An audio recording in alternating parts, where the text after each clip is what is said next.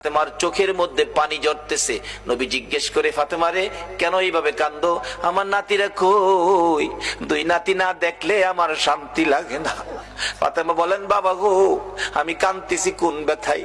ঘরের পিছনে যাইয়া দেখেন গো বাবা, আজকে 3টা দিন পার হয়ে গেল, আমি ফাতেমার চুলায় আগুন জ্বলে না। আপনার আদরের দুই নাতি না খাইয়া থাকতে থাকতে পেটের খিদার যন্ত্রণায় ঘরের পিছনে গলাগুলি করে নানা নানা কইয়া কাঁদতেছে গো বাবা। আমার নবী পিছনে যাইয়া দেখে গলাগুলি করে নানা নানা কইয়া কাঁদতেছে। নানা গো, পেটের খিদা গো নানা, সহ্য করতে পারি না। আমার নবী বেরিয়ে গেলেন। ঘুরতে ঘুরতে যাইতে যাইতে একটা ইহুদির বাগানে আমার নবী চাকরি নিলেন। কুয়ার থেকে পানি উঠাবেন, গাছের গোড়ায় পানি দিবেন, পানি উঠাবেন, 1 বালতি পানি 8টা, 1 বালতি পানি 3টা করে খেজুর, এইভাবে 8 বালতি পানি উঠাইয়া হাসাইন হুসাইনের মায়ায় আমার নবী বাগানে চাকরি পর্যন্ত নিয়েছে। এই ভালোবাসার হাসাইন হুসাইনে কষ্ট পাবে, এই কাজ আপনারা কইরেন না। আমার নবী 8 বালতি পানি উঠাইয়া 9 বালতি পানি বুড়াইয়া টান দিলে রশি ছিঁড়ে বালতি কুয়ার ভিতরে পড়ে গেছে।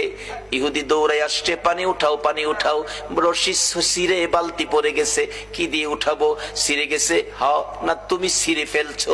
আমার নবীরে কয়, নবী বলে ছিঁড়ে ফেলছে। আমার নবী বলেন, ইহুদি রে, আমি ছিঁড়ি নাই, ছিঁড়ে পড়ে গেছে।